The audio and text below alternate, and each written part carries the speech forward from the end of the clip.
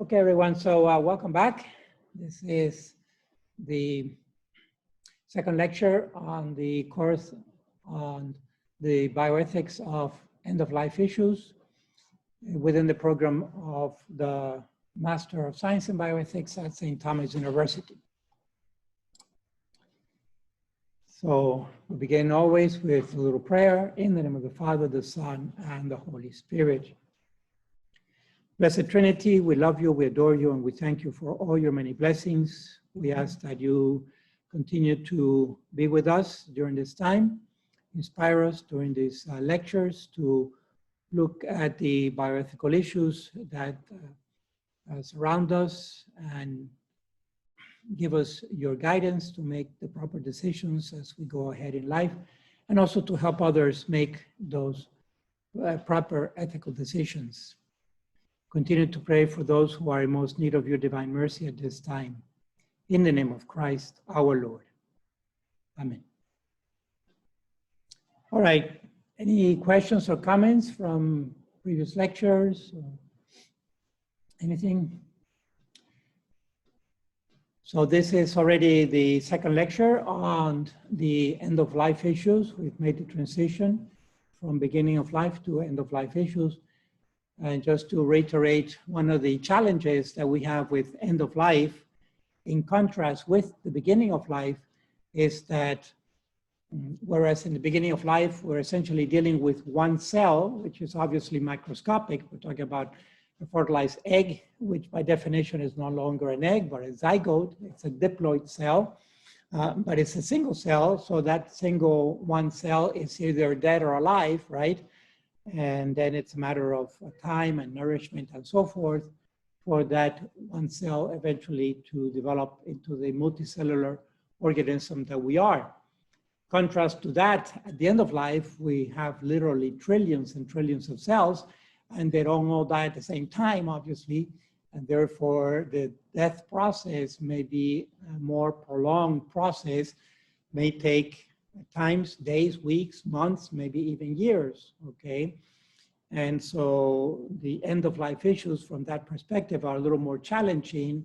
And the bottom line about that bioethically is that we really need to go person by person, patient by patient, and see the actual condition of each patient to make decisions about end-of-life issues. All right, and then one way or another, that end of life is going to involve vital organs and vital organs failing irreversibly. All right, so the key here is irreversibly. In other words, when vital organs begin to fail without hope of recovery, the prognosis, without hope of recovery of any one vital organ, then we can actually say that the death process has begun. And sometimes that death process may be subtle, but real. For example, sometimes in chronic kidney failure, renal failure, there may not be too many symptoms at first, but long-term, it is obviously debilitating, and organically, physiologically, what is happening is that the person is being intoxicated by her or his own toxins, waste product from metabolism. So that's just one example. The opposite end of that is when there is a fatal trauma to the body, typically the head or the heart, right? Fatal trauma to the head or the heart, then death can be quite sudden indeed and very fast. Okay, that's on the opposite end. And most deaths are somewhere in between. They take some amount of time, could be anywhere from days to weeks. And that's where, and it's in that intervening time that the bioethical decisions become critical, all right? All right, so then looked at this, one of the basic principles in the end-of-life issues is whether a particular procedure or protocol is assisting or substituting a vital organ, because then that allows us to make a bioethical decision. Essentially, there is generally no obligation to substitute vital organs, but there is an obligation to assist vital organs, all right? obviously with the assistance, there is a hope of recovery. The prognosis is a positive prognosis. All right, now we're going to move forward into the unconscious states, various different unconscious states. And the main reason for this is this one here, the second one, with this persistent vegetative state, or sometimes known alternatively as permanent vegetative state, right? Because this one is particularly challenging in bioethics and end of life when a person is in a prolonged coma or in a vegetative state where they are not responsive, but their heart is beating, their lungs are breathing, and so they are definitely alive, but in this prolonged state of unconsciousness. And then what to do, you know. All right. And then there are others that are associated or have to do with the unconscious states, but they're not as critical as PVS with regards to end-of-life issues. All right, I want to take a break for a moment and talk about the ethical and religious directives, because I have not talked about this document. I don't remember, frankly, if I talked about it yet or not, but this is basically our little textbook, if you will, or guide for the two courses during this semester, which is beginning of life and end of life. And this document is also going to be very helpful in the second fall, the fall coming up, which will be your healthcare bioethics course, healthcare bioethics, because it is very succinct and is essentially a summary of the teachings of the Catholic Church with regards to beginning of life issues, end of life issues, and also healthcare. In other words, in between life, you know, we're not really at the beginning or at the end, but we're in between life, and there are health issues that come up. Typically may have a bioethical component to them. All right, so a couple of words about this. The full title of this document is Ethical and Religious Directives for Catholic Healthcare Services. And I downloaded a copy here. Where is it? Give me a minute. I thought I had downloaded. Oh, yeah, here it is. So I hope you can see the screen, yes, on the, for those who are virtual. Anyone? I can see it. Yes, Excellent. I can see it. All right, thank you. So, Ethical and Religious Directives for Catholic Healthcare Services. This is a document, it's a booklet that is put out by the United States Conference of Catholic Bishops, and it's already on its 6th edition, right? So it's over the years, it has undergone various revisions and additions. I've been involved in part of the revisions with a center that is in Philadelphia called the National Catholic Bioethics Center. I was assigned at the center for a couple of years after getting my PhD in genetics, like from 2005 to 2007, more or less. At any rate, this document is very useful because it covers the major issues in bioethics today with regards to human life, not environmental bioethics, but human life. And it's very succinct. It's actually designed in a kind of a booklet form that is half a page folded, right? So it fits nicely in a pocket. Soft cover, of course. And so it has 6 parts to it, 6 parts, 1 through 6 here you can see, but each part is only 2 or 3 pages, all right, or 2 or 3 half pages. So it's really very, very succinct. And each part, which are like mini chapters, if you will, they're mini chapters, each part is subdivided into 2 sections. There is a general, there's an introduction, and then there are these directives, okay? So for example, we are in issues at the end of life. So it is part 5, right? Issues at the end of life, or those who are in the dying process. Let me make this a little bigger. Last course, the course that we just finished was part 4, issues at the beginning of life. So let's go to one of those parts for a moment. And you'll see here's part 4, which is the one that applies to this, this course right now, end of life. Oh, sorry, part 5. Yeah.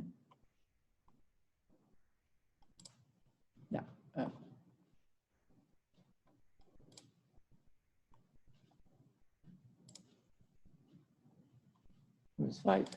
Here's 5. Okay.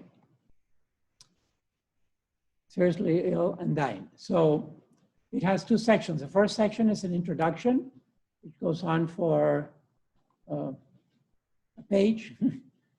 And it states basically the background on why we care for end-of-life issues, okay, and what is essentially the position of Catholic healthcare with regards to end-of-life issues. So this basically anchors it both in sacred scripture and in tradition, particularly the teachings of Jesus Christ. You can see here, for example, it mentions PBS, right, particularly, because it is one of the most challenging issues that we have. And we're going to look at a case study toward the end of this course on this person called Terry Schiavo, which occurred at the end of last century, beginning of this century, here in Florida, which really had international repercussions all the way up to the Vatican. And then the second section of each part of each one of these mini chapters, first there's the introduction. The second section is these directives, okay, directives. And each directive is typically a paragraph, and they're all numbered. So for end-of-life issues, it starts with Directive 55, means that there have been 54 directives before, right, in the other aspects. And each directive is just one paragraph, is very succinct. We're going to be looking at these 2, for example, today. You know, person has a moral or ethical obligation to use ordinary or proportionate means of preserving life. And then 57, a person may forego extraordinary means or disproportionate means of preserving life. Okay, so we're going to be looking at these 2. And you can see kind of parallels the language. We can say Directive 56 talks about assisting vital organs, basically. And Directive 57 may be talking about substituting vital organs, where there's no ethical obligation. One may do it if one wants to, but there's not a bioethical, a moral, and ethical obligation. All right? So once again, these directives are very useful because they are succinct and compact. And going forward, especially for those going into a clinical setting, one can keep this little document in the pocket and use it as a quick reference. So I invite you and encourage you to look, start looking at it if you haven't done so yet, and start with part 4, for example, that only has 3 or 4 pages, all right? Part 4, which belonged to the course we just finished a couple of weeks ago. First, it has that little introduction, again, in this case, it's 1.5 pages, and then the actual directives, beginning with Directive 38, all the way to 54, which was the directive before getting into end-of-life issues, all right? And there's 54. And you see here, it will talk about IVF, it will talk about abortion, it will talk about contraception, etc. You know, fetal surgeries and fetal research, all of the topics that we just covered in the previous course, okay? All right, so going forward now, let's go back to the lecture of today, which is 2 parts actually. This first part is on the unconscious state, and then when we come back after the break, I'll look at also a little cluster of issues that I have. Here we go. This cluster of issues, again, to revisit the issue of diagnosis and prognosis. from the end-of-life perspective, all right? Then some distinctions between pain and suffering, which I already talked about a little bit last time. A document, again, from the Vatican on euthanasia. And finally, the whole issue of the burden-benefit analysis in end-of-life issues. Burden-benefit analysis, okay? All right, so again, if there are no questions or comments, we'll go back here and begin the lecture proper for this first half. First, if we're going to talk about the unconscious states, the various states of unconsciousness, right? We first need to define what is consciousness. What is consciousness, which is, it's a state of the mind. And remember, when I talked about the brain a little bit, that the brain is the organic substratum on which thinking occurs, right? But the actual thinking process, a state of being conscious or aware, is a state of the mind. So the mind is psychological, but the mind needs the brain on which to work. It's a little bit like a driver. A driver without a car is going nowhere, and a car without a road is going nowhere either, right? So the physiological organ needed for the thinking process, which also involves feelings, passions, sentiments, all that which is in the psychological realm, the physiological organ that allows us to enter that activity and to engage is the brain, of course.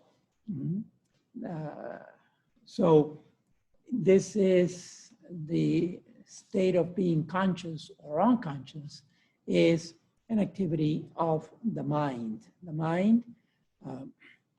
And so when we are more or less aware of ourselves and aware of the environment that surrounds us, then we can say that we are conscious, all right? Now, this consciousness applies also, you can see that it's both internal and external. Internal in being aware of self, that I am here right now, right, involved in these lectures, and also that there is an environment that is surrounding me. For example, very aware that it is very cold in here. That's why I continue to wear not only a jacket, but a coat and whatever I can find in the closet to stay warm in this very cold classroom. So there's an external environment that I'm aware of also, okay? Now, this presents a little bit of a challenge because we can be more or less aware of self and others or the environment at any time during the day or whatever we are conscious, right? So there are degrees, we can say, of consciousness, being fully aware or not. But then when there is a lack of awareness of consciousness, we can say that we are unconscious, as for example, when we are sleeping. And again, there are different degrees of sleeping, from a very light sleep to a very deep sleep. Where we have deep sleep typically can be actually detected a little bit if we pay attention to the eyeball movement of the person, of course, with the eyes closed, with the eyelids closed, all right? There's something called Rem Random Eye Movement, REM, all right? Random Eye Movement, which is very interesting because in deep sleep, the eyes go into this random eye movement. The eyeballs start moving all over the place and they are not synchronous either. And normally when we're conscious, our two eyeballs focus on the same object, right? And that gives us stereoscopic vision. But when we are in deep sleep, the eyeballs are just moving independently all over the place and they're kind of unwinding. They are unwinding. It's almost like the screen save when we used to have the large screen monitors on the computer, and there would be a screen save that scans through the monitor, the the desktop, right? To kind of sweep away glitches that were there, some kind of, I don't know, electronic glitches or whatever. But this random eye movement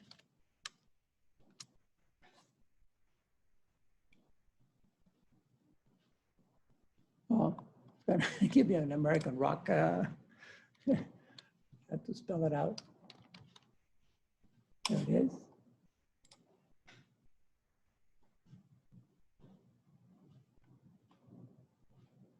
Okay, you can read up a little bit on it, but random eye movement is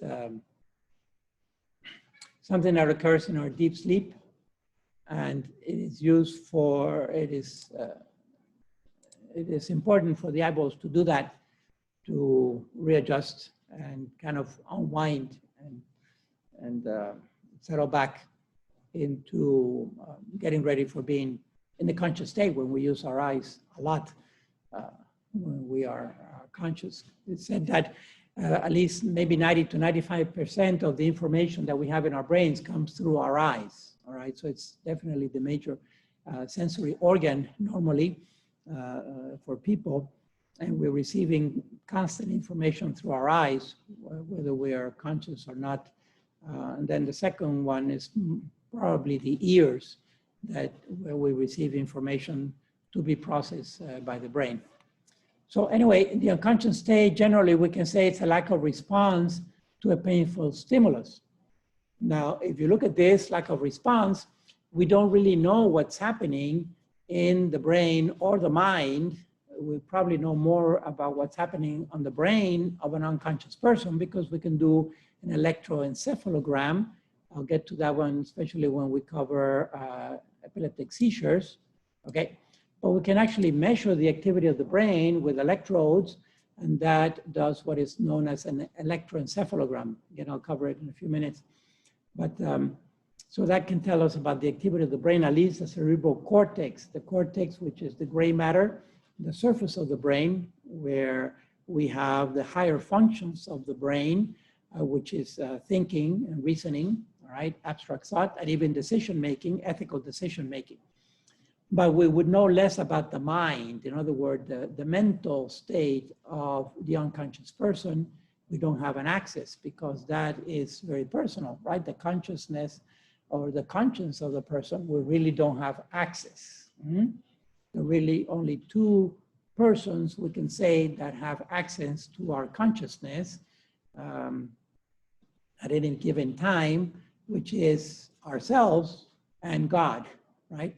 So right now, for example, only two people really know what we are thinking about or what we're feeling, which is myself and my God, right? Because we believe. It's a question of belief, of course. It can't be really proved empirically, but at least a question of belief that if God is God, then God has access to everything, including my consciousness. And then each one of us individually, of course. At any rate, we can look at that lack of response, right, to a painful stimulus, because any normal conscious state, any person in a normal conscious state would react more or less to pain, all right? They would react, and some people react very strongly to pain, other people have a high tolerance to pain and maybe react very little, and some people may actually consciously hold back a reaction to pain, but that doesn't mean they're not feeling it. All right, so let's look at the various states then, one by one, beginning with coma. And there is a scale, there's a scale that is known as the Glasgow Coma Scale because it was developed, I think, at the University of Glasgow quite a while back, but it is trying to measure, trying to quantify the unconscious state of coma, particularly when a person has some kind of a trauma to the head and they fall into a coma. So they're unconscious, right? So here comes the paramedics and they find a person on the floor, unconscious, but they're breathing, or maybe they're not breathing, do CPR, right? Resuscitate the person. but they're unconscious. They're not reacting, they're not responding. So this is a way of trying to quantify the state of coma, right?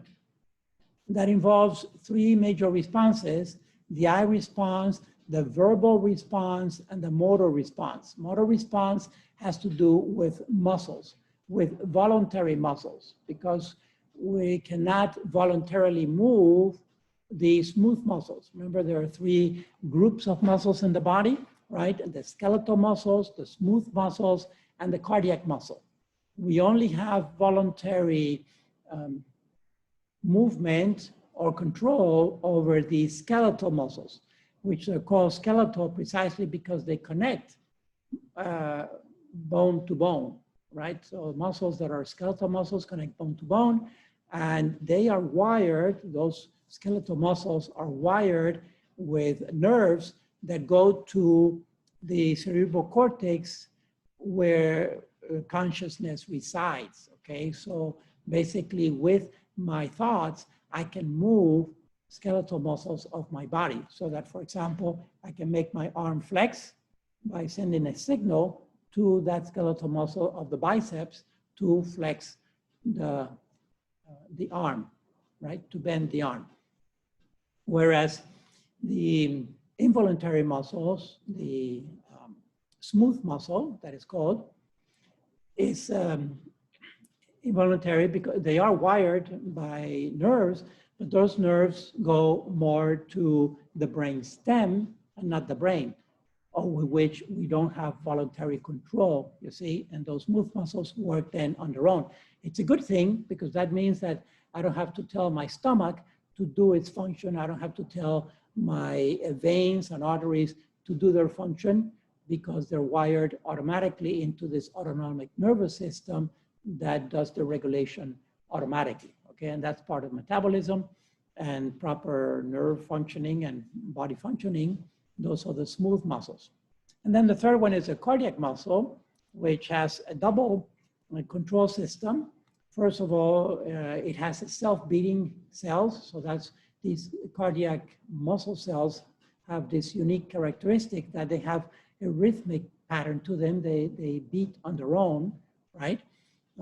But in addition to that, it's also wired by nerves that also go to the medulla, to the brainstem, for maintaining that heartbeat with an electrochemical signal that is being sent to the heart, typically between 60 to 80 times every minute. And that's what we call the pulse or the heartbeat, okay? And again, I have no control over that voluntarily. It's something that happens automatically. But so back to the response. So the motor response involves skeletal muscle. Verbal response involves talking, of course, responding to a question, literally, verbally, all right, by saying something, even if it's just a grunt. It may not be a coherent sentence, but at least some kind of a response, verbal, a sound. And then the eye, of course, because the eyes are so involved in our conscious state that they are looked at to determine what level of coma the person is in, right? So you can see here, the scale as a whole goes from 3 to 15, all right, 3 to 15. So the average there, or the middle, the mean is gonna be, excuse me, is gonna be 8. Therefore, that's what determines whether a person is in a coma or not. If a person has a value of 8 after going through this quick evaluation, the person has a value of 8 or above, they're not in a coma state, okay? But if a person scores less than 8, all the way down to 3, then the person is clinically, medically declared in a coma, in a state of coma, all right? Then we'll look at the length of the state of coma, which will make the difference between coma and persistent vegetative state a little further down. But for now, let's stick with the state of unconsciousness, that is the coma. All right, something interesting to point out, you notice that the scale doesn't go to 0. So the lowest value is 3, simply because each one of these responses, the lowest value is 1, all right? And And that's just kind of a technical thing, if you will, or so to keep the score, to keep that particular score in place. That's why the lowest non-response that we can get, for example, for the eye, right? The lowest non-response is a 1. And the lowest non-response, non-verbal response is also a 1. And the lowest motor non-response is also a 1. All right. It's kind of something equivalent to saying when you take a test, a particular test, you can never get a 0 on that test. The least you can get on that test is maybe 1% or 10% or something like that, which is certainly is a failing score, all right, but it's a score. So in order to keep the 3 categories within the scale, all right, then an absolute non-response in any one of those 3 categories is just keeping a 1, it's keeping a 1. And then on the upper side, you notice that they range from 4 for the eye, 4 points for the eye maximum, 5 for verbal, and 6 for motor. Again, that is based on some kind of experimental evidence of why the variation on the range of scores for the 3, why they're not made equal, you know, like if there are 3 and the total is going to be 15, they could all have been 1 through 5, but no, they made this so that they can narrow it down a little bit more specifically to the response.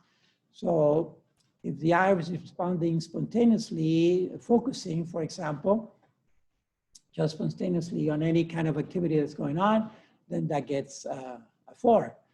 If the eye is responding mostly just to speech, in other words, when I talk to a person, when I talk to the person and they look at me back, and that person looks at me back, then that gets a 3. If they're only responding to pain, but not focusing on any particular object or subject, then that only gets a 2 and so forth. The no response on the eye is a 1. So on with the verbal, it gives you all the basic characteristics here. So 5 points on the range of verbal response, and then 6 on the motor response, I guess because the body as a whole has more things to test for, all right? And therefore, they have 6 points there, as opposed to only 4, for example, on the eye. But it's the sum of all these, all right? So it's the sum of these 3. It's a sum of 3 numbers, basically, that can give a minimum of 3 or a maximum of 15.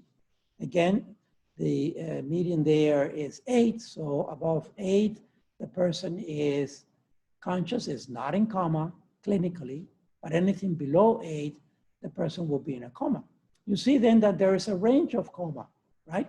The person may be at 8, so that would be considered like a light coma, all right, light coma. Whereas if the person is at 3, that is a deep coma. And so here is a very good illustration of diagnosis and prognosis. What would be the actual diagnosis of the coma of this particular patient in front of me? So the patient is unconscious, maybe lying on the floor, or maybe the patient made it to the bed already and is on a bed, a little more comfortable, all right? But the person is non-responsive. It's in a coma, and the person is anywhere from 8 to 3, right? So let's say the person is at a 6. What is the diagnosis? Very simple, straightforward. The diagnosis is a 6-point coma. You follow? That's a diagnosis, a 6-point coma, right? That's clinical. So that's informative for a clinician. Now, what is prognosis? That's where the scale comes into play. You know, if the prognosis is 8, for example, if the diagnosis is 8, then the prognosis is a very good hope of recovery. There's a good hope that this person will wake up anytime now, all right? If the diagnosis is 3, then the prognosis is a very poor prognosis that the person will wake up. You follow? And so the diagnosis informs the prognosis. And that's why quantifying it helps in the prognosis. Now, you know, surprises do happen, but they're normally out of the normal range. I remember one time years ago reading a little article that there was this person in a deep coma, all right? So the person was like in a 3 and a 4, and it had been, this person had been in that state for some time and needed to do some dental work. Okay, was developing a cavity or something like that. And so the dentist proceeded to do the dental work, and all of a sudden the person woke up in the middle of the dental work with the drill and all that going on, all right? And the person woke up. It was a freak thing, but quickly they had to anesthetize the person, right? Because of the pain that was involved. So surprises do happen. They're outside of the norm, but this is what is considered the norm itself for the majority of people when they are in a coma. All right. Then I have here, I have here in parentheses induced coma, because a coma can actually come through 2 different ways. One would be a natural way and the other one would be an induced way. Now the natural way is some kind of an accident, typically a blow to the head, right? And can induce a coma, or sometimes a chemical substance can also induce a coma, all right? But that happened non-clinically, not supervised. Different is an induced coma that is supervised medically, as an example, when a person is intubated with a vent, all right? They are actually induced into a coma with chemical substances, with medication. So the person is put on somnifers. How do you say somnifers in sleep medication, all right? And also muscle relaxants. So that coma was clinically induced on purpose so that the person stays still and becomes unconscious, so that the lungs can have time to recover and the metabolism of the person may do its thing without having to fight the consciousness of the restlessness of the person, all right? So that's an induced coma that was done medically, clinically, different from when someone falls unconscious because of some, either an external stimulus that traumatized the head, or some kind of a chemical substance that also unbalanced the metabolism of the person to the point of falling unconscious. Okay, I want to move forward to the PVS, which typically is a persistent vegetative state, but sometimes you see in the literature also permanent vegetative state, or sometimes you see just VS, vegetative state, all right? Because it's kind of implied in the vegetative part, in the vegetative adjective, right? It's implied that it is persistent or permanent, all right? As an example, this diagram here, these are actual CT scans, or I'm sorry, they're MRIs, magnetic resonance imaging, magnetic resonance imaging.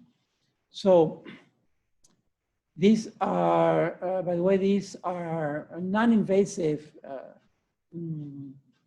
clinical diagnostics, whereby a magnetic wave can be sent through our bodies and it doesn't really harm the body or the organs. For example, we are literally immersed in the magnetic field of the Earth as a whole. So the Earth as a whole is kind of a gigantic magnet, right? That has a North Pole and a South Pole. And I'm not talking about the geographic North Pole or South Pole. I'm talking about the magnetic North and South Pole, which don't necessarily coincide with the geographic. They're more or less in the vicinity of each other, but the magnetic pole, whether it's a geographic pole, aligns always with the axis of the Earth, which is on a tilt or a slant. Show for a moment what I'm talking about. Geographic.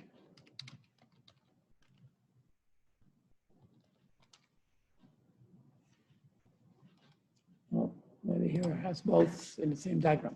Let's take a look.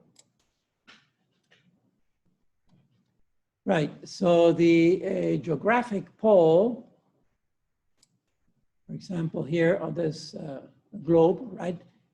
The geographic pole is the center of the axis through the sphere of the Earth, which is not a perfect sphere, it's kind of flattened also on both poles, but just put a rod through the center of the Earth where the Earth would rotate around that axis, right? Where it peers out on the northern part would be the geographic North Pole, and the same argument for the south, somewhere in Antarctica, where that axis peers through would be the geographic South Pole. In addition to that, we also know that the Earth is kind of tilted or slanted on its axis, right? And so there's that tilt or slant, which in part makes for the various seasons that we have, the weather and climatological seasons of the Earth. That's geographic, right? That's geographic, applying to the physical Earth, material Earth. But because the Earth also has metals, and typically iron, which is the most abundant metal on Earth, and the core of the Earth is iron, and it's actually a solid iron ball that is huge at the core of the Earth, at the center.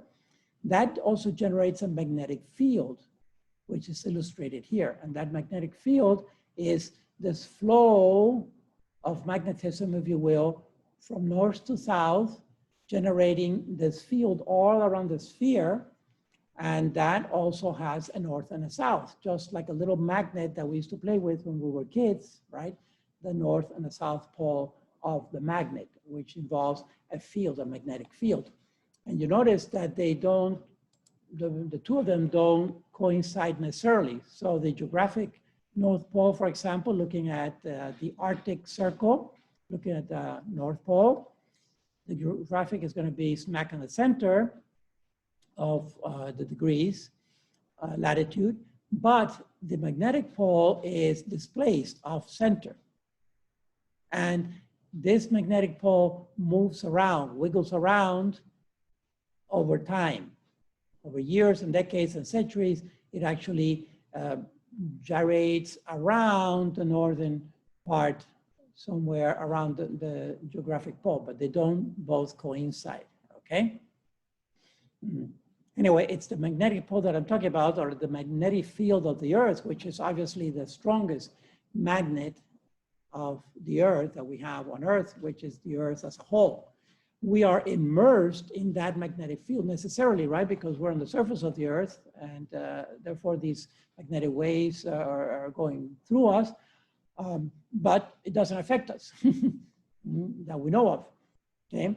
And something that's interesting also about the magnetic field is that there is evidence, there is geologic evidence that this magnetic field has switched over time, over centuries, millennia, all right, and millions of years. The north has become the South Pole and the south has become the North Pole. In other words, positive and negative have flipped over periods of time, which is actually extremely chaotic, because you can imagine all of the equipment that we have and instrumentation that we have on the planet Earth today that has some kind of magnetism associated with it. And including compasses, right? And when that magnetic field is flipped, when north becomes south and vice versa, and the polarity reverses for the whole Earth, okay? That's kind of a very scary thing. I haven't really read up on it much, but I know geological evidence that demonstrates, without doubt, that the polarity of the magnetic field of the Earth has flipped over time, and it seems to be in a rhythmic way, all right? So we have to look out for that next flip, what's going to happen. I guess technicians have to be very involved in this, in seeing what is the effect that it will have on all of the instruments that we have on Earth that are influenced somehow by the magnetic field. What will happen to all those instruments? Okay. Anyway, back to this MRI. Oh yeah, just pointing out that this is a magnetic field that goes through the body and can detect soft tissue. All right, so this is kind of the complementary of what other diagnostic tool that we have available that has been around for decades now, probably maybe more than 50 years. I don't exactly remember. I think it was the end of the 1800s that the X-rays were discovered, or maybe beginning of the 1900s, but it's been over 100 years that X-rays were discovered. And then they were put into good use to detect hard tissue inside the body. Hard tissue or dense, high density tissue, like bones, basically, all right? I mean, X-rays don't even pick up cartilage, for example. They pick up only the highest density tissues and organs that we have in the body, which is essentially bone. But soft tissue cannot be seen, cannot be imaged by X-rays. But this technique that has been around for maybe a couple of decades of the MRI can indeed detect soft tissue, okay? Number one. Number two is a much more benevolent technique because whereas X-rays may cause mutations, spontaneous mutations in our cells, and therefore may cause cancer, straight up cancer. In fact, Marie Curie died prematurely of cancer by exposure to X-rays, and also Rosalind, that was battling Rosalind, who did the first X-ray diffraction photographs of the DNA molecule, okay? And she also died prematurely of cancer by exposure to X-ray, which they didn't know back then that it was actually causing mutations. But MRI doesn't cause mutations that we know of, right? Because it's just magnetism going through our bodies. And since we're immersed in this magnetic field of the Earth anyway, it seems like these magnetic waves do not really affect our tissues. So it's a very non-invasive technique that can give us a diagnosis, very instrumental in giving us a diagnosis. So you can see here the contrast of these three, and these are not drawings, these are not paintings, these are actual images of real people, all right? And this collection, you see, it's got two per person. These are two different persons. You can see that the face features are different. This one has a very thin aquiline nose. This one has a less pronounced nose and so forth. So these are two different individuals. Here also, these are two different individuals. You can tell mostly by the nose. This one has a shorter nose than this one. Okay, so these are 6 different individuals, but they're 2 sets, just for comparison and contrast. And they're very consistent, right? You can see the vegetative state. There's barely any activity of the brain going on. Of course, more on the red shift on the red side of the scale is more brain activity, it's more electrochemical activity going on. So a person fully conscious, you can see, is reflecting a lot of brain activity through this MRI represented in the red side of the spectrum, whereas here we have a minimally conscious state person. This would be maybe a person. What scale would you give this person? Minimally conscious. Is a person unconscious here? Are these two people unconscious? No, they're not unconscious, they're minimally conscious. So they have to be 8 or above. So this person typically will have an 8 or a 9 on the Glasgow scale. Follow? Minimally conscious, 8 or 8.5, maybe something like that. Okay, there are no halves, it's only whole numbers. But this would be 8 or 9 on the Glasgow scale. Vegetative state, this would be a low Glasgow scale. This could be as low as a 3, no lower than a 3, but this could be as low as a 3, maybe 4 because of what's going on here. All right, so give it a 4. But this would be on the low end of the scale. Now, and this is vegetative state, okay, which is also long-term. So a major difference between the coma and the vegetative state is the time and duration. So typically, a coma, the recovery is expected within half an hour to an hour, right? That would be when the person is close to 8, like 7. But it can last maybe up to 6 months. Now, 6 months is an arbitrary time lapse for declaring a person in a vegetative state.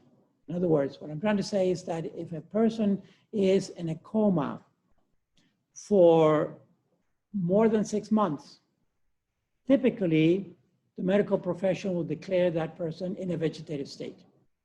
When the person is in a coma, continuous coma, all right? Not waking up and becoming unconscious again, which sometimes happens. But in a continuous coma for 6 months or more, the person typically is declared in a vegetative state. And when do we see that? We also see that 6 months scale kicking in for people who are terminally ill, all right?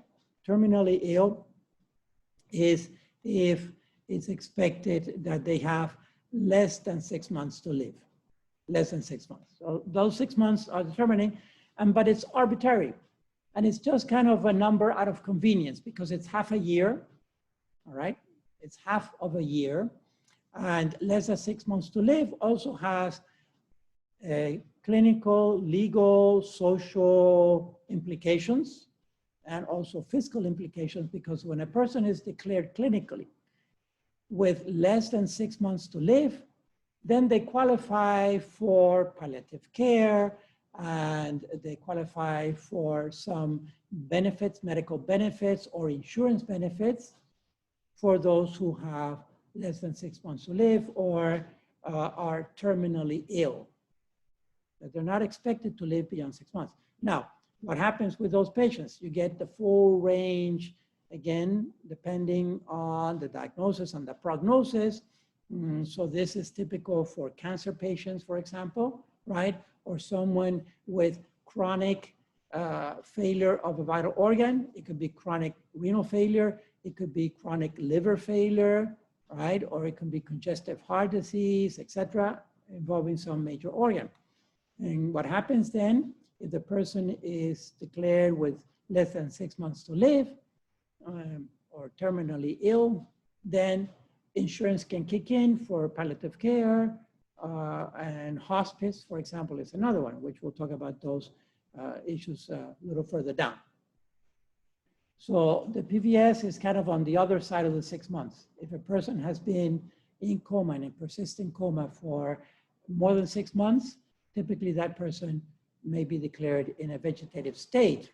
And then other criteria kick in, because now if a person is in a vegetative state, then what do we say about prolonging that person's life? Say that person is going to be on support, on a support system, okay? Now, the support system may be full support, for example, a ventilator.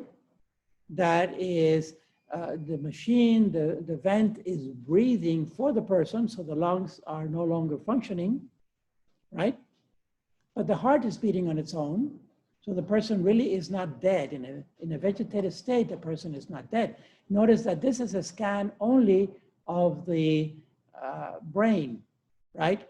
But not of the medulla. What would we expect if we did a scan or some kind of diagnostic on the medulla, on the brain stem of a person in vegetative state?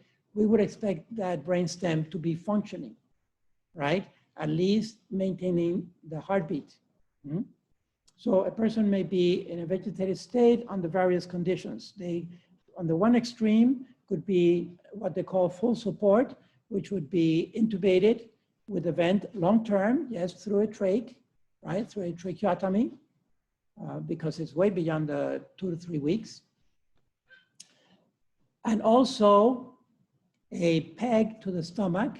We'll look at the peg later, the tube to the stomach to feed the person directly, because once they have that vent through the trachea, then a person cannot swallow. Plus, if they're in a vegetative state, they can't swallow anyway, because swallowing is a conscious activity. I can swallow right now voluntarily, you know, and push saliva down or push food or drink down.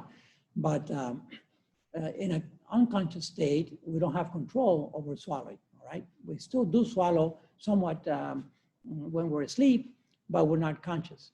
So to really nourish ourselves, we need to be conscious. And a person in vegetative state has no control over their swallowing, therefore they have to be fed directly, and typically it's a tube to the stomach. Or if it's temporary, it can be a tube through the nose down to the stomach. But the other one, in a vegetative state, typically is a tube right through the abdomen, the abdominal wall, into the stomach itself, all right? Bypassing the mouth, the throat, and the esophagus.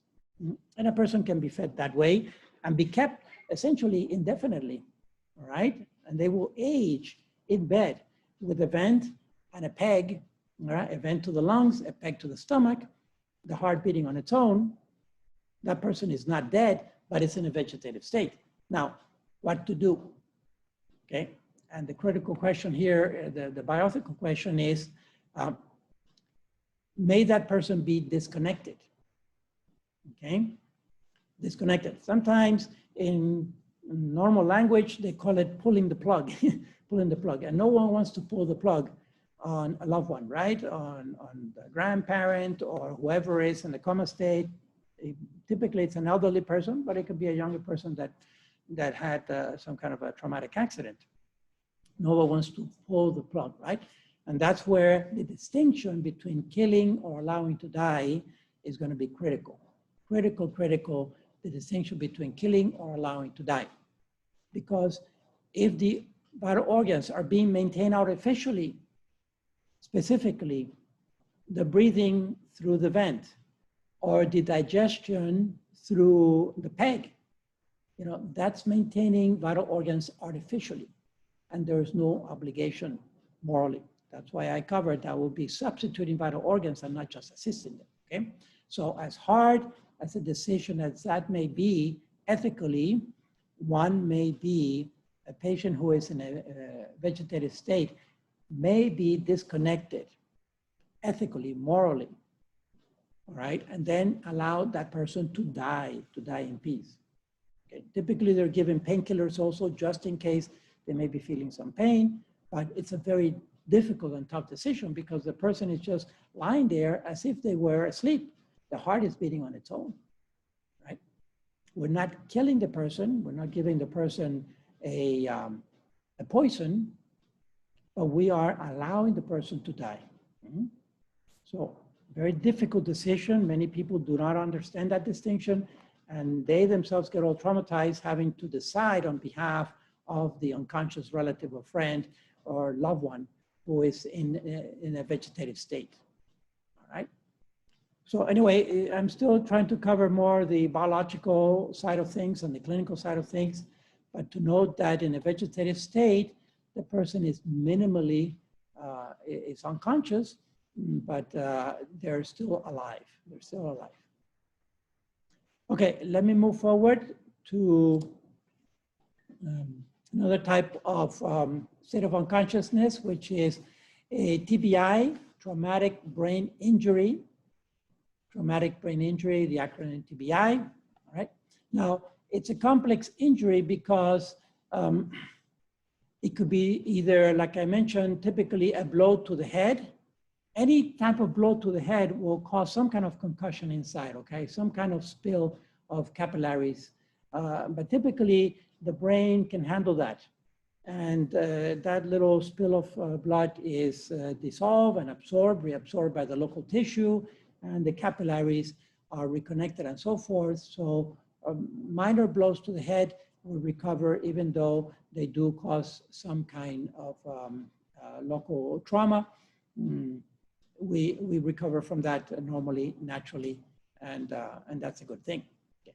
But when the blow is a harder blow, okay, then there is more generalized trauma to the head, more concussion, and then that becomes obviously more serious.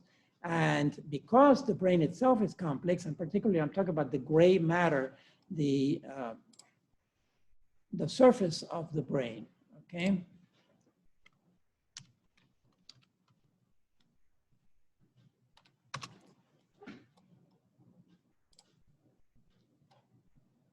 There is, the brain really can be subdivided into two parts. There is the white matter, which is inside the brain itself, which is a creamy color, as you can see here. And then the gray matter is the surface of the brain, all right? And that surface is called gray matter simply because neurons are a dark gray color, and they form a network, a very dense network of connections on the surface of the brain. That's called the gray matter, or just the GM, the acronym GM. So you sometimes see WM or GM referring to the brain. WM is the white matter inside, literally inside the brain, the pasty, creamy color white matter. And then the surface is the gray matter, which is where the thinking process occurs, all right? The actual thinking process, including also passions, feelings, sentiments, and emotions and all that, that is occurring on the surface of the brain. With all the convolutions themselves are to increase the surface precisely. It's like taking a piece of paper and crunching it into a little ball. I still have the same amount of surface as I have with the paper extended, all right? And so that's where the higher activity of the brain occurs. And then it's all mapped out. The brain is mapped out, the surface, pointing out the different parts of the brain where activity occurs, the cortex, the cerebral cortex.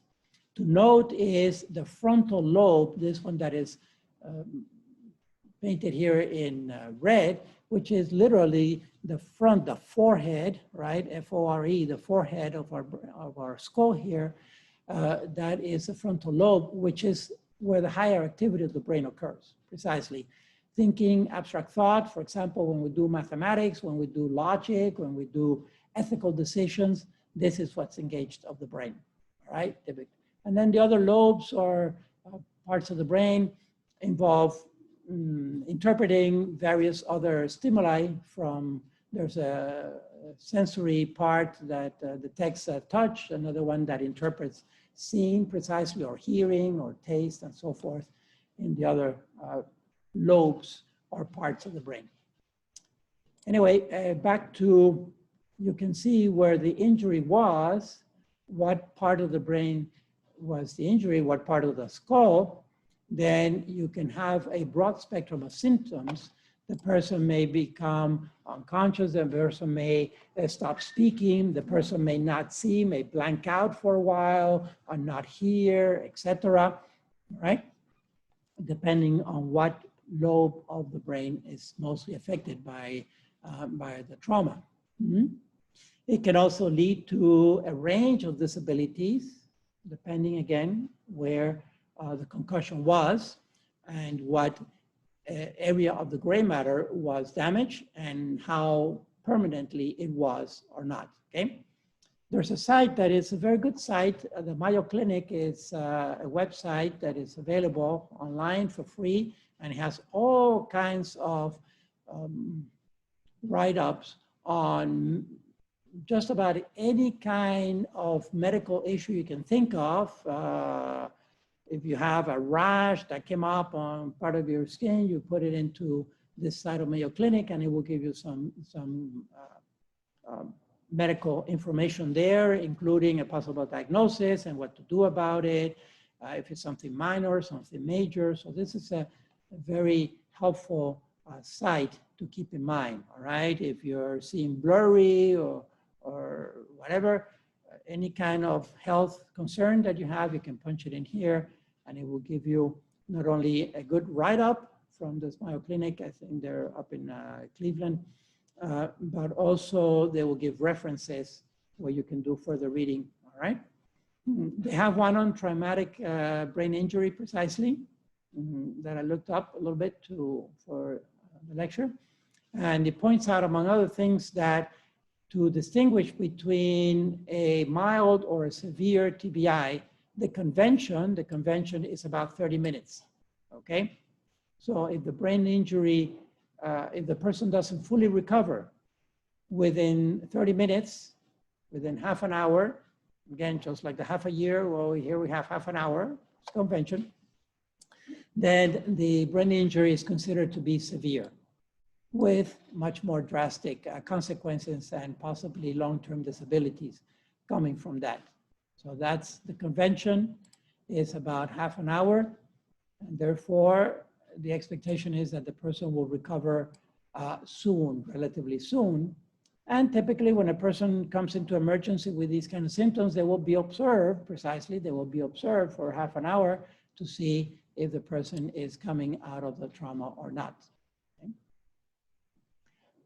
Okay, another one is the issue of oxygen to the brain, which can cause what is known as either hypoxia or anoxia, all right? So this is essentially asphyxiating or not getting enough oxygen to the brain itself. Keep in mind, again, the brain is such a complex organ, and it is controlling all of the activity of the rest of the body, including consciousness, but also the unconscious part, so metabolism as a whole. And therefore, it requires the thinking process and the metabolic process of the brain is such high activity that it requires a lot of oxygen. In other words, there's a lot of ATPs being recharged because a lot of ATPs are being used by the brain. Adenosine triphosphate, right? The energy molecule of the body and metabolism. There's a lot of metabolism going on in the brain and the thought process. For example, the actual thought process is synthesizing proteins. Okay, at the molecular level, it's about synthesizing proteins and making pathways, and that's how the information is physiologically stored. How is it that we can go back into our, the mind can go back into the brain, let's say, and recall events that happened a long time ago, right? We don't recall everything, but we recall many things. How is it that we remember that? Because it's stored in the brain, literally. And how is it stored?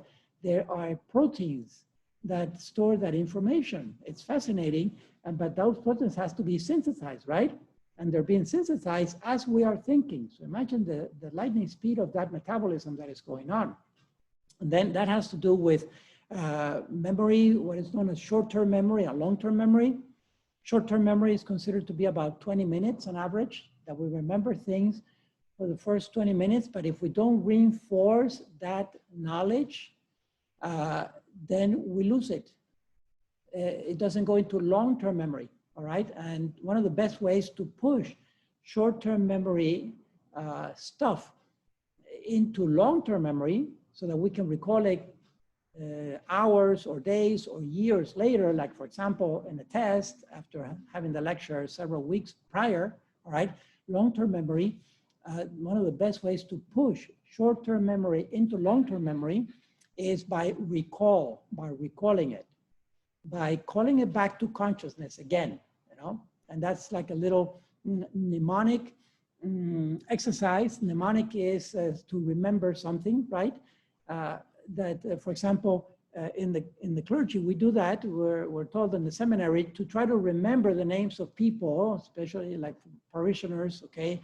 Before we had the COVID, where typically the priest after Mass would stand outside the church to greet people, all right? Or whenever we're introduced to someone else, to repeat the name. So for example, someone is coming up to me, John is coming up, right?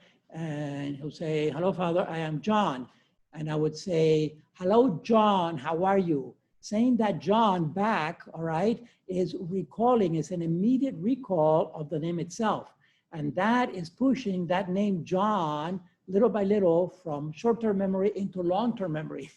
So the recall, and what is that called in an academic situation? That's what we mean by studying. By studying, we are recalling the subject. Okay, so when we study, we are recalling the subject again to the conscious part, to the gray matter, to the frontal lobe of the gray matter. And then that synthesizes even more proteins of that information and stores it. It gives it more gigabytes or megabytes. I don't know what it is. But that is pushing the short-term memory into long-term, to the point that if the event was significant enough, you know, we basically synthesize more proteins about that information, and we can recall it years and decades later. And I can remember a few things from my childhood, the ones typically that they were more significant. But we can also do that consciously, in a conscious way, by recalling the subject, whatever we're studying, and pushing it into long-term memory. Anyway, all that to say that the brain requires a lot of oxygen. Okay, I think it's maybe 60% of the circulation, don't quote me on this, but I think it's about 60% of the body's circulation goes to the head. Now, in contrast to that, our head is not 60% of our body, right? Our head may be 20, 30% of our body. Maybe not even that. I don't know exactly what proportion our head is to the rest of the body, but it's certainly not 60%. We would have huge heads if the head were 60% of the body, right? But it's not. It's relatively small, but for the size, it's super compact and it needs all that oxygen. So there's a lot of circulation that goes through the head, and typically they are the arteries. Remember, arteries go out of the heart and into the systemic circulation that brings oxygen to the tissues. And the main arteries going up to the head are the carotid arteries, which we can feel on the side of the neck, right? But then also vertebral arteries that are deeper inside the neck, and we cannot normally feel those with the fingers, right? The arterial arteries that go deep into this area that is called the circle of Willis here, because I guess it's Dr. Willis is the one who discovered it. And then it branches out to both hemispheres. Keep in mind, because we have bilateral symmetry, right? We have two hemispheres of the brain, the left hemisphere and the right hemisphere. And people also talk about left brain and right brain, where there's division of labor there. It seems to be that the sentimental and relational part of the brain is on one side, and the more logic and abstract thought is on another hemisphere of the brain. Don't worry about that for this course, but basically it's the whole irrigation, the circulatory irrigation of the brain by blood vessels that is carrying the oxygen, right? These, this of course is being oxygenated ultimately or primarily by the lungs, in first instance by the lungs that are oxygenating the blood, right? And then that blood will come out through the arterial circulation, the systemic arterial circulation to the brain itself. So when there is little oxygen coming to the lungs, or little air, because the oxygen is mixed in the air that we breathe, 16%, I think more or less, is oxygen of the air that we breathe. What happens when there's little, not enough air or oxygen coming to our lungs, we go into a hypoxic state. Our brain doesn't get enough oxygen, all right? And it's going to suffer. In an extreme case, anoxia is no oxygen. The AN negates ox. Of course, oxia is a reference to oxygen, right?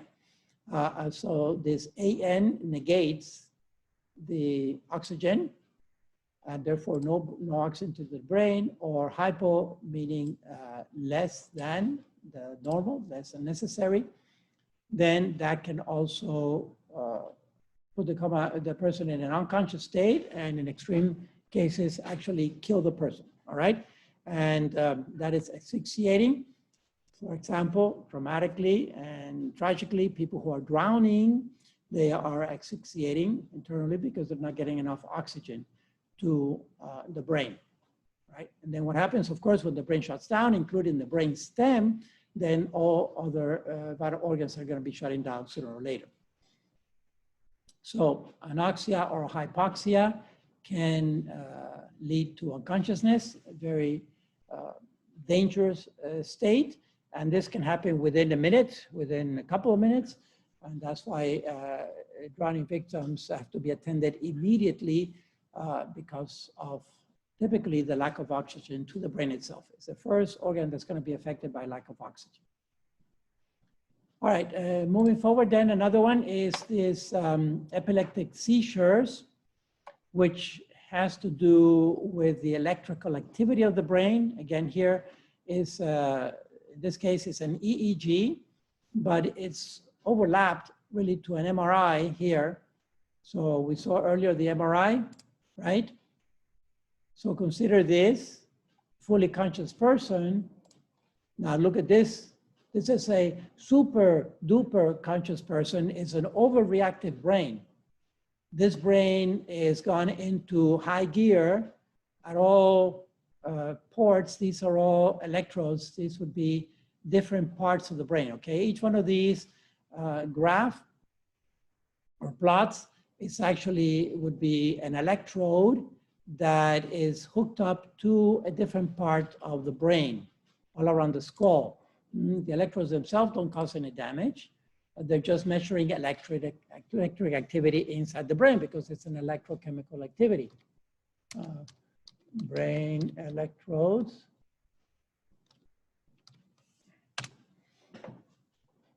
And it just looks like the brain, there's Mayo Clinic. The brain is wired up, all right? Here it is. Here's an actual photograph. Looks kind of scary, but it doesn't really hurt the individual. They're just points of contact to detect electrical activity. Here's an actual helmet so that the person doesn't need to, or the clinician doesn't need to put the individual electrodes. It's a whole helmet, soft helmet that is just put as a cap. And then you can see the person is not in pain at all. They're just detecting electrical activity of the brain, all right? And then they produce a graph, which is known as an electroencephalogram. So each one of these corresponds to one of those electrodes. You can see that all of a sudden it goes to high activity, okay? Very high activity of electricity going through the brain, which is not normal. The normal is this, just a regular wave activity, okay?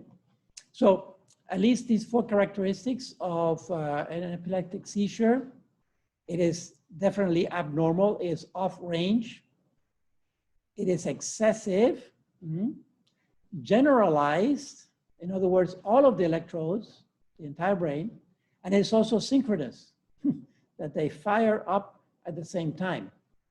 There's a lot of unknowns about epileptic seizures. Sometimes chemicals can cause it. Sometimes other trauma can cause it, blows to the head, etc., or metabolic imbalance.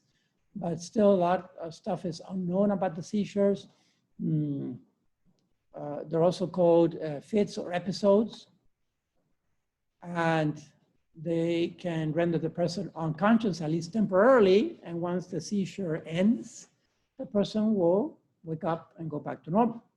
But the seizures, during the seizure, the person can be injured.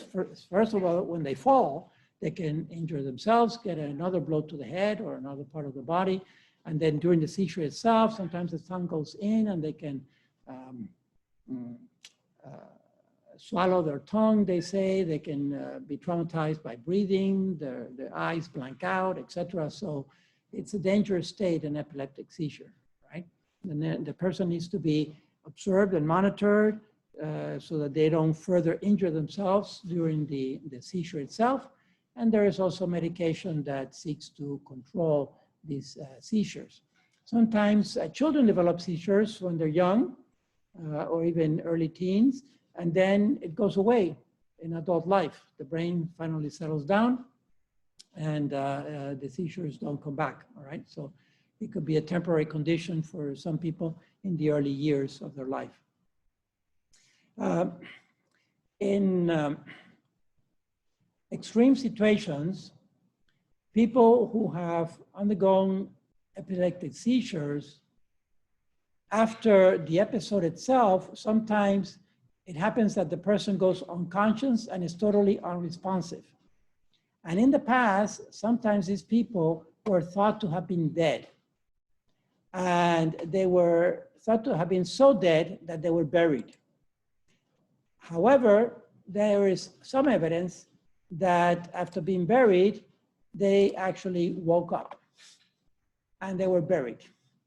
And so in the past, I'm talking about going back several centuries, there were actually coffins that were designed in case the person woke up, that they could sound an alarm.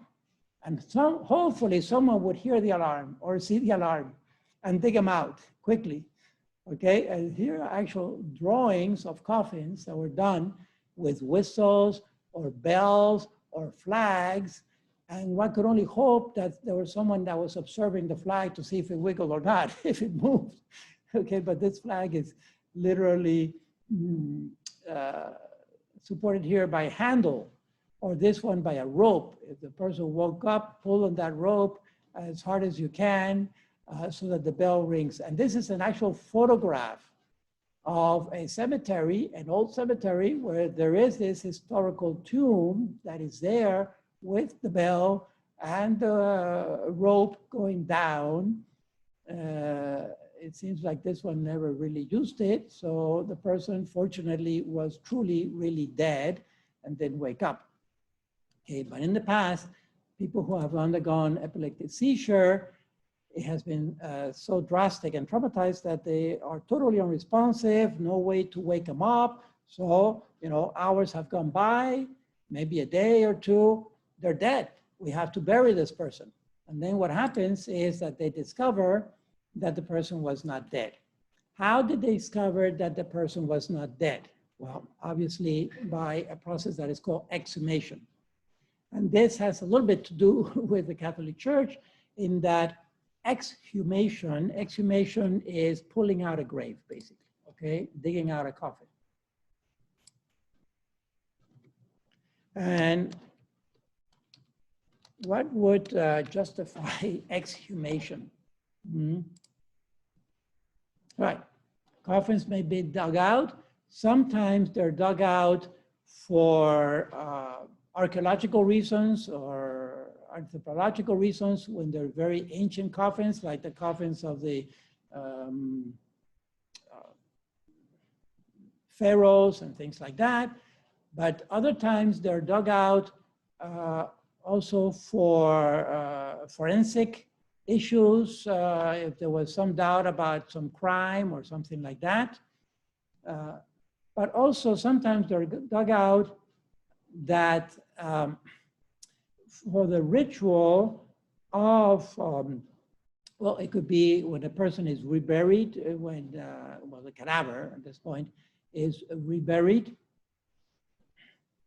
They're changed from one cemetery to another, but also in the process of beatification or canonization, when a person has been promoted or made a candidate for sainthood in the Catholic Church. A standard procedure if a person is being put through the process of beatification or canonization, right? They're going to be declared a saint. They will exhume the body to see if the body has been preserved or not preserved, okay? And so in doing that process, tragically, sometimes they have found that the coffin has been scratched on the inside, okay? And that's how they can tell that the person was not really dead. Let me see if they're, yeah. So this is pretty tragic and traumatic for the living also to discover this on the inside of a coffin, that there were scratch marks. And so when that happens, that's a pretty sad, tragic evidence. This can get very gruesome, but basically when that happens, it means that tragically that person was actually buried alive, okay? So it's an extreme thing, and it used to happen in the past. And the typical thing was because of an epileptic seizure. So it has to be taken seriously. Now I can tell you that today, really, there's no way that this can happen. In my lifetime as a priest, I've attended and performed many funerals. And sometimes I, going to the cemetery, I ride with the funeral director to the cemetery in the hearse. And we talk, and he tells me, or she tells me, what they do in the process of embalming a body, preparing a body for a funeral, okay, in the funeral home. And the typical procedure today is when the body, the cadaver, is taken to the funeral home, of course, they test extensively to make sure that the person is dead. So we no longer have a person as such. We have now a cadaver. We have the remains, the human remains of a person. But then they do, for the process of embalming, right, and to get the embalming fluid inside the body, they actually drain out the blood. They drain out the blood, and in that draining, they also infuse the embalming fluid to preserve the body, at least for the wake and 1 or 2 or 3 days, until the burial is actually done. And so when one drains the blood from a body, definitely that body is dead, okay? And so we have that kind of assurance in today's funeral procedure that no person will be buried alive today. Anyway, it's a historical thing. It's associated with seizures. And so I just pointed out in passing. All right, finer other types of unconscious states that we can call minor is fainting. And the fancy word for fainting is syncope. Maybe you run into this word in the literature. Syncope or syncope is basically just a fainting spell, and it's temporary. It typically is associated with a sudden drop of blood pressure, but the person recovers, and so there's typically no consequence on syncope unless the person fell on a sharp object or something like that, or damaged their head or another organ in the process of fainting, okay? But the fainting itself typically is minor, and as soon as the blood pressure picks back up again, the person is fine. There are some other seizures that are non-epileptic, okay? But just to note that there are other seizures that may occur to the brain that are not epileptic. Really don't know that much about it, but it's part of the literature. Then there's this locked-in syndrome, which is kind of the opposite. Locked-in syndrome is where a person is aware of the environment apparently, but cannot communicate. They cannot move. And it's a syndrome because it's a cluster of symptoms.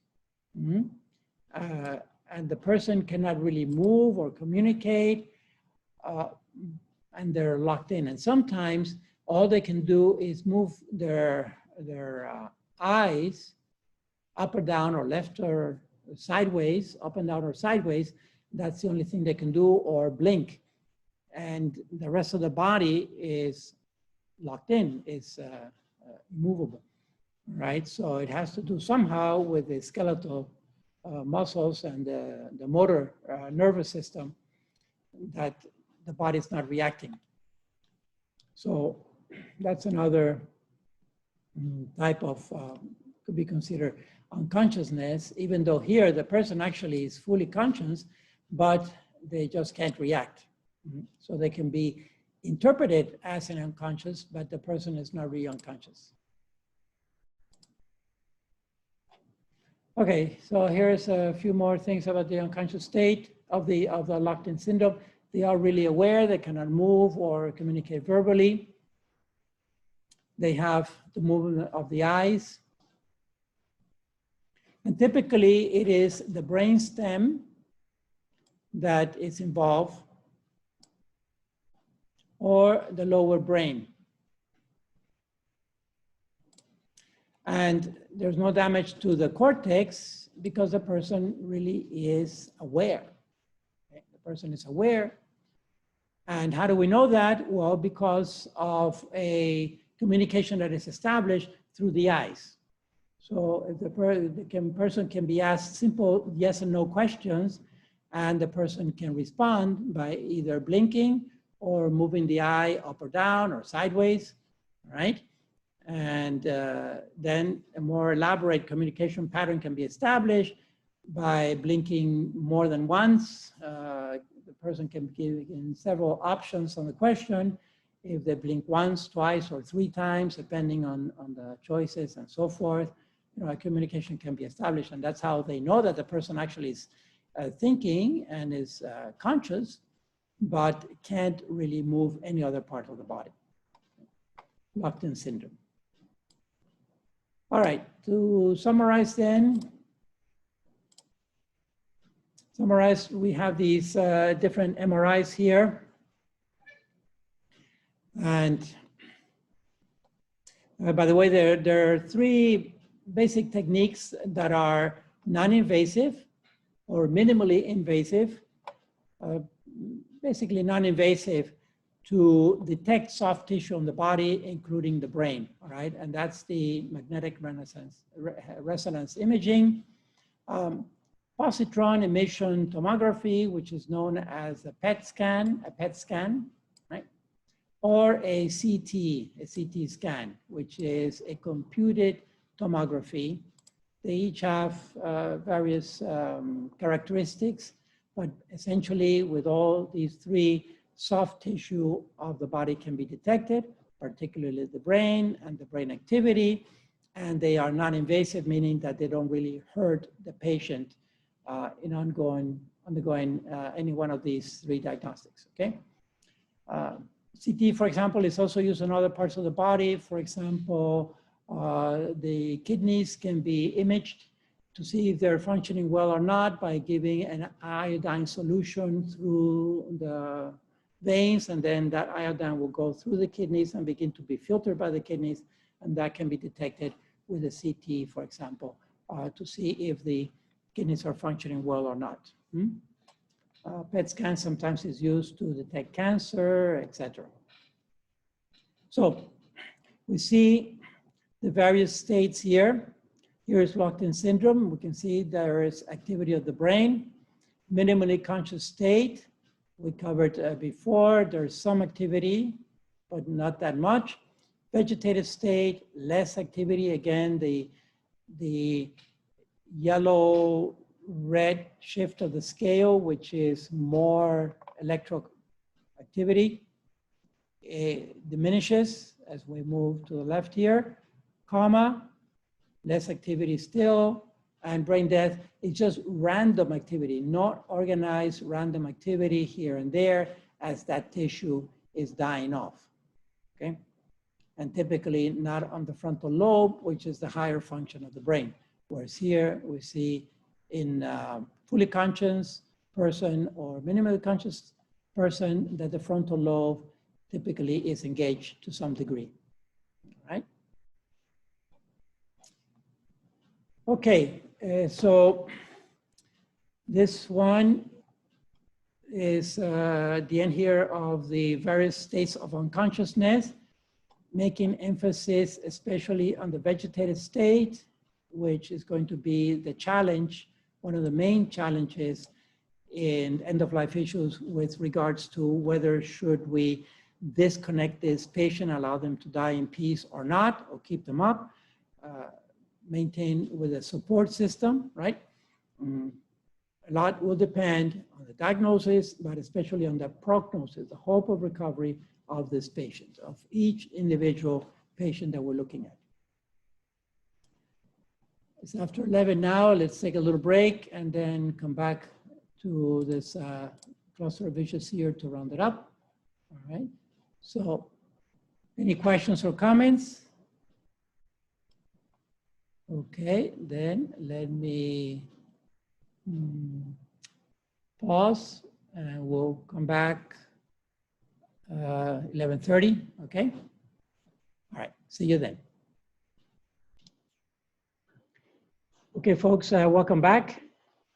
We now have a little bit of time to cover this cluster of issues that I'm including here also toward the beginning of the course on the end-of-life issues, because there are various points that help us distinguish whether we are actually killing the person or allowing the person to die, okay? Allowing the person to die.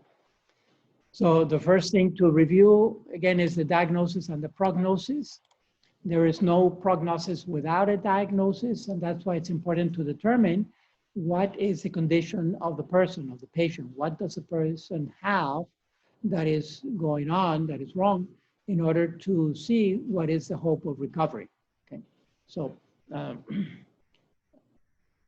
think you've understood this process already. That's why, for example, the Glasgow scale is so important, because it allows us to come up with that diagnosis and then to see what is the hope of recovery of that person.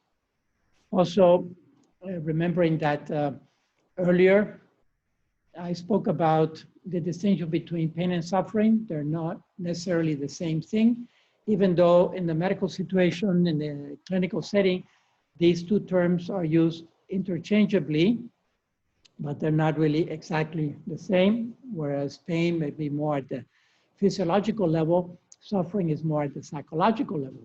So when we talk about management or relief, which is part of the protocol of the prognosis, okay, the protocol itself may involve pain management or suffering management.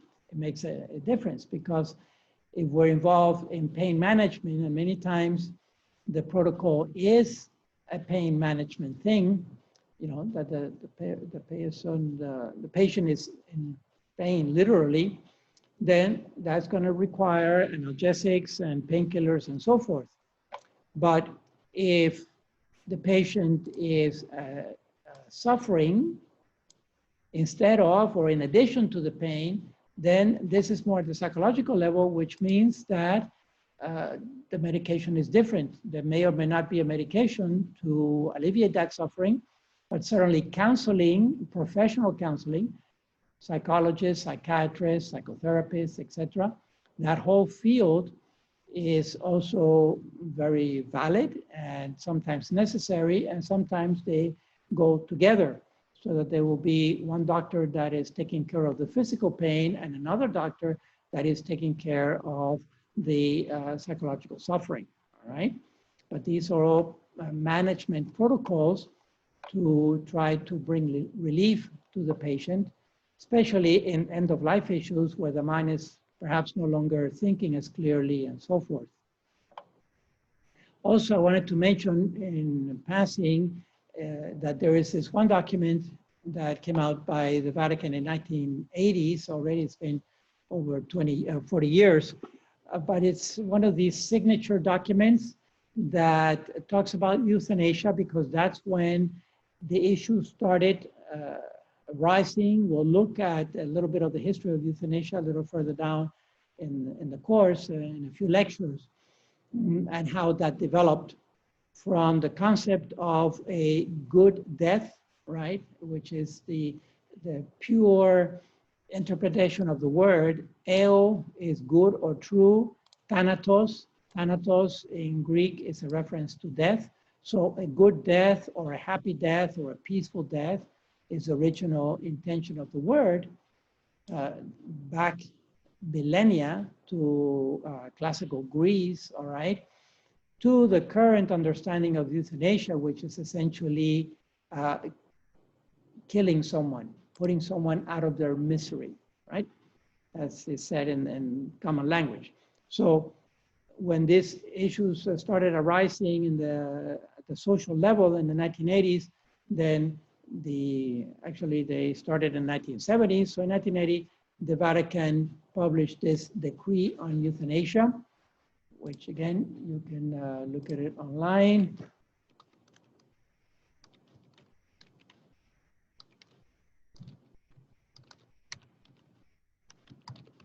And you can pull it up in whatever language you like or from the Vatican website. There it is, it's not that long. But I want to point out that there's a section here, the third section, which talks about suffering and the meaning of suffering, all right? Because suffering does not have to be meaningless.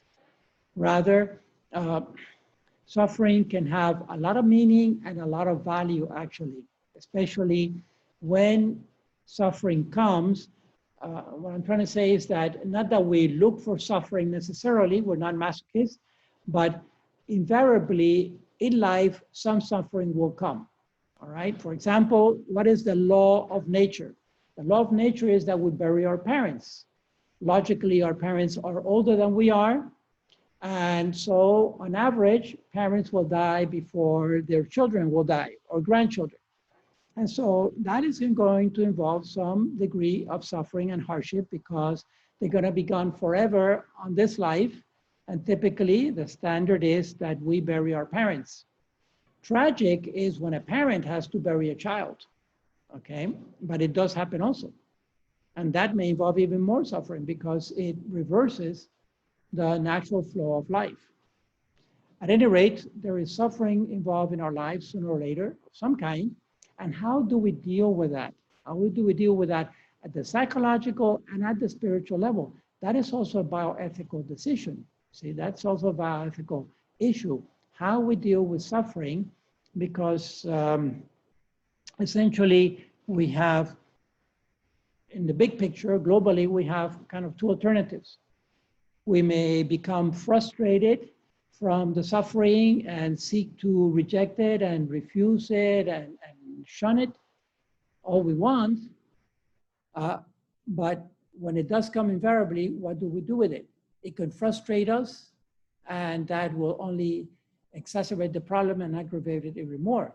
Or we can put it in the context of meaning, of a salvific meaning, that through the teachings of our Lord Jesus Christ, that suffering may have redemptive value, may have some positive value for our own self and for other people also, okay?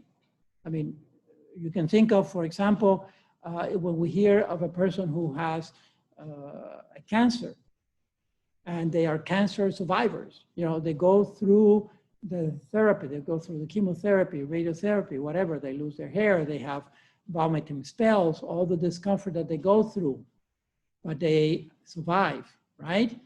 And we look up to those people. They are a source of encouragement for others.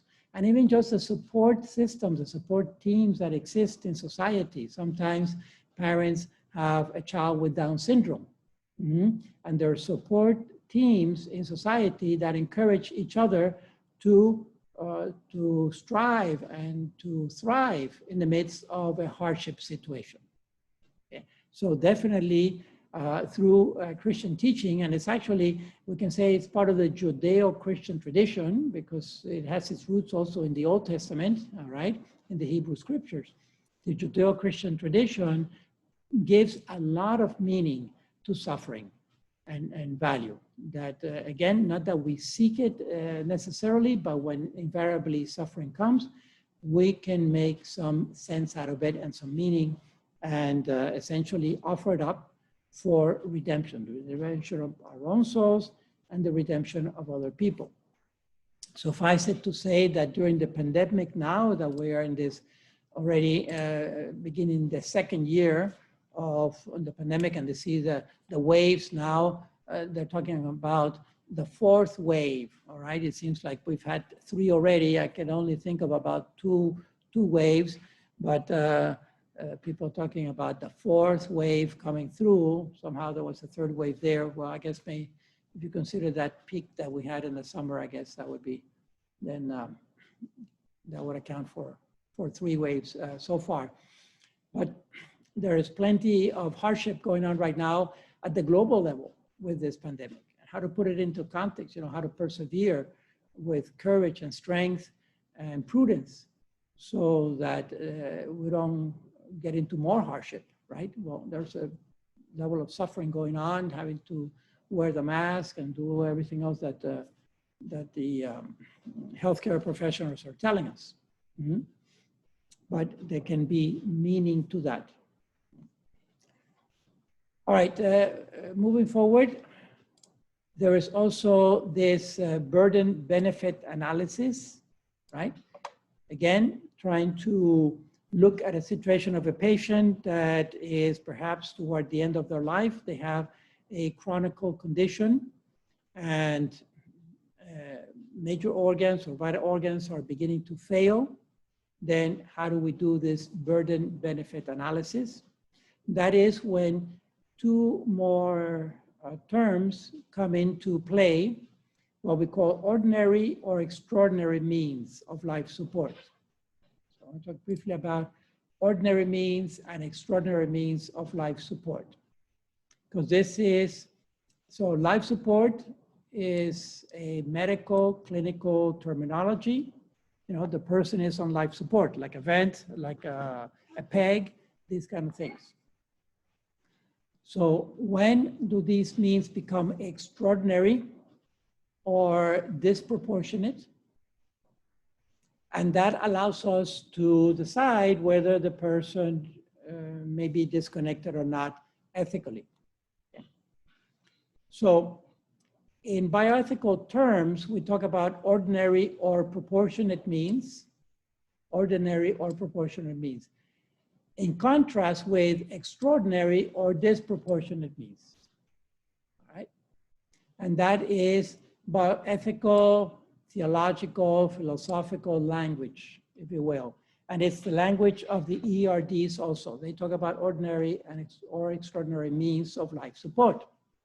The challenge is that in the medical scenario, in the clinical setting, this type of language may not be too familiar to clinicians because it's not the type of language that normally is used in medical schools, okay? Medical schools, clinicians typically are trained with the language of standard or experimental practice. So we got standard medical practice or experimental treatment, see? And so that's the language that is used typically in the medical setting. And to me, the classical example again is dialysis. Dialysis is certainly standard medical practice. It has been established for decades. The protocol is there, down to detail. So it's really not an experimental procedure. It's not an experimental treatment, dialysis, for any clinician. And yet, bioethically, dialysis may become extraordinary means of life support, bioethically speaking. You follow? And so it doesn't match because it's standard medical practice, but it's extraordinary means of life support in this particular patient where after years, they've had enough.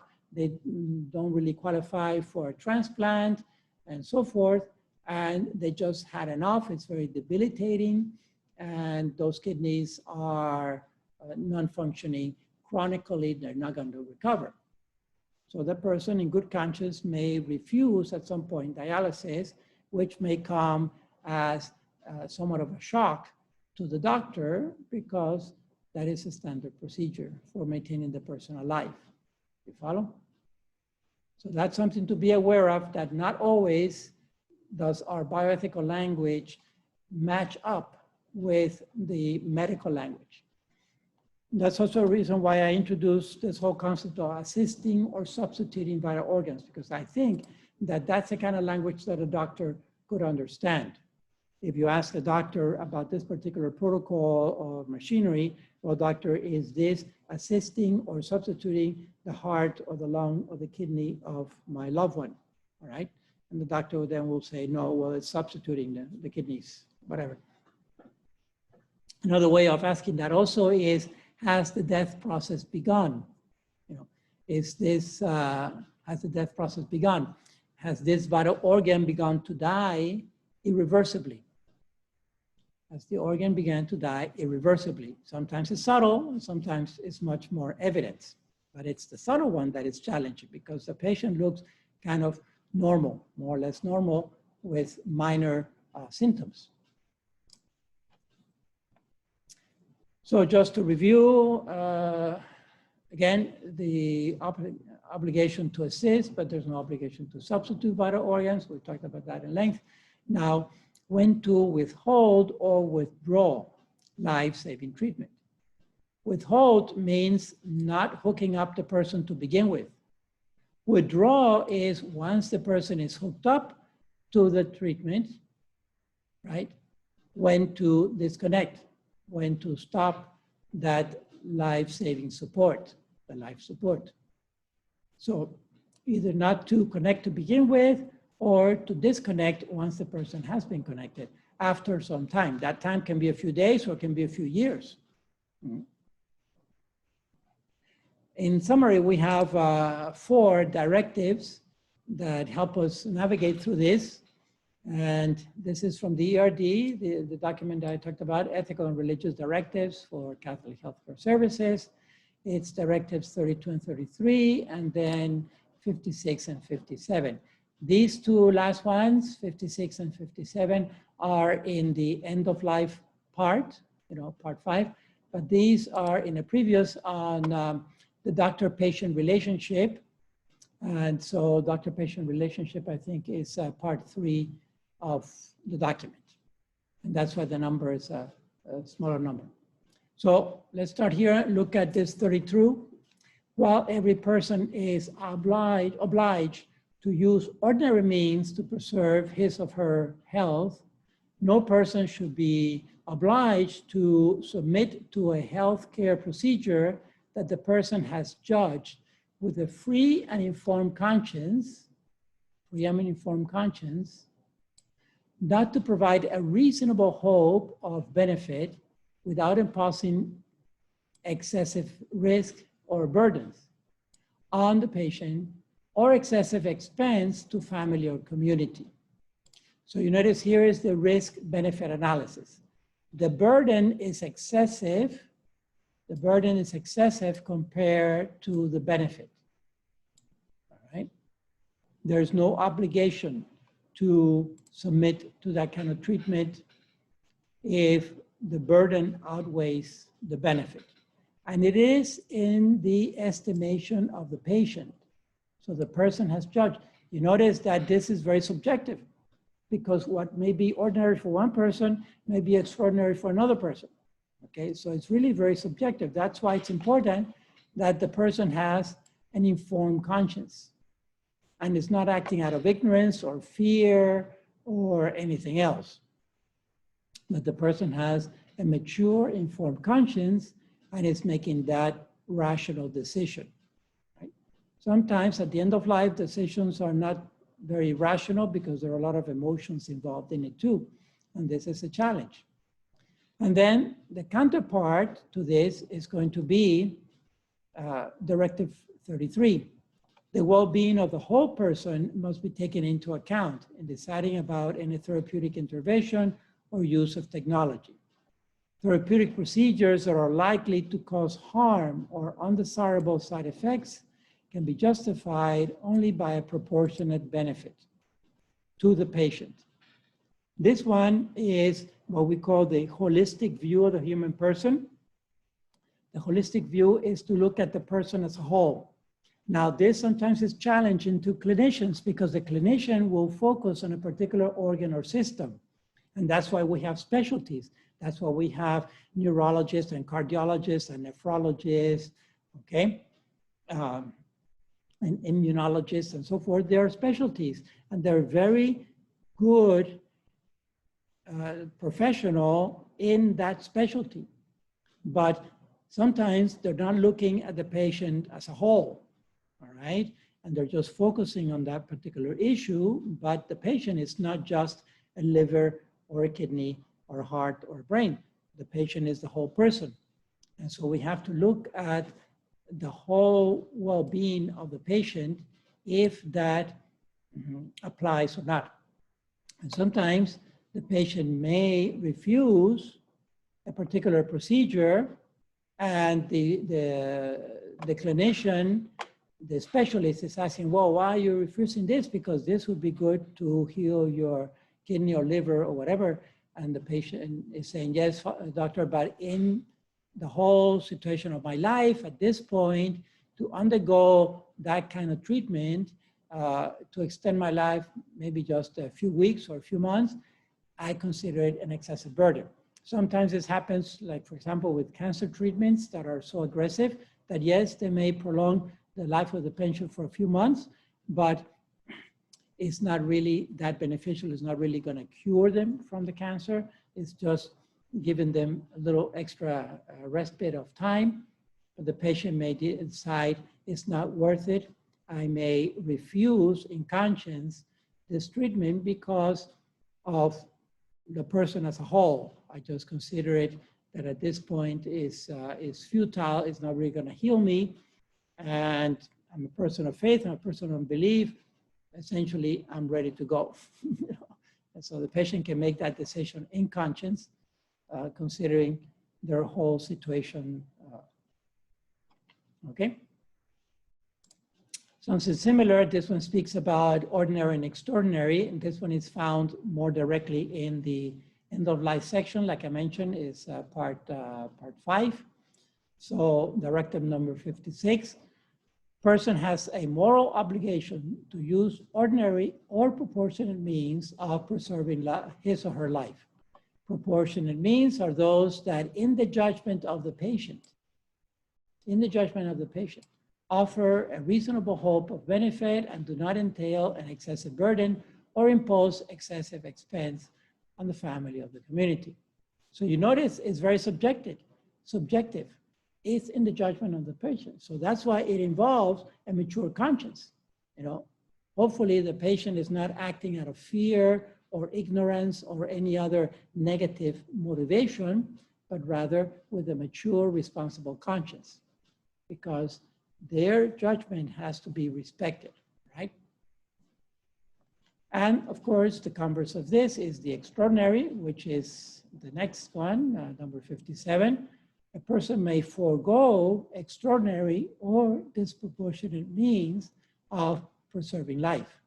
Disproportionate means are those that in the patient's judgment, again, patient's judgment, do not offer a reasonable hope of benefit or entail an excessive burden or impose excessive expense on the family or the community. See, it also brings in the support system, if you will, of the patient, which is going to be their family or friends, their immediate community.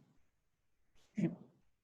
So again, this is with regards to proportionality, whether the benefit is greater than the burden, and it is in the estimation of the patient.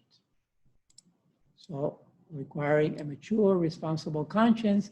This is where pastoral care, also typically in a hospital, may be very helpful, because maybe the patient herself or himself is unconscious, and then the other family members need to decide, and they may not be in agreement. Some siblings may say, yes, disconnect them. Other siblings may say, no, don't disconnect.